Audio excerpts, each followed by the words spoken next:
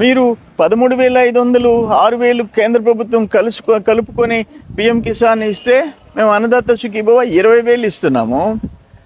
వాళ్ళకి రాష్ట్రమంతా తిరిగేదానికి మహిళలకి ఉచిత బస్సు ఇస్తున్నాము. 3 గ్యాస్ సిలిండర్లు ఇస్తున్నాము. చేనేత కార్మికులు, ఫిషర్మెన్ అందరికీ పెంచి ఇస్తున్నాము. దేనికి మేము జనంలోకి పోలేకపోతాము? మీరు 1,80,000 మొత్తము లూటీ చేస్తే గిరిజనులు, హరిజనులు ఇళ్ళు మేము 2,55,000 చేశాము. దేనికి మేము జనంలోకి పోలేకపోతున్నాం? జనం మమ్మల్ని జనంలోకి తీసుకుపోతున్నారు. అది తెలుసుకొని మాట్లాడు.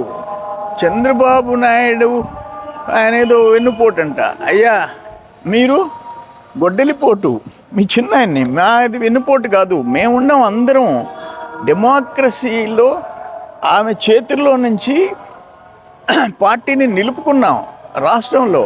ఈ రోజుకి పార్టీ ప్రజలు తెలుగుదేశం పార్టీ చంద్రబాబు నాయుడు గారి నాయకత్వంలో పార్టీని గెలిపించుకుంటున్నారు.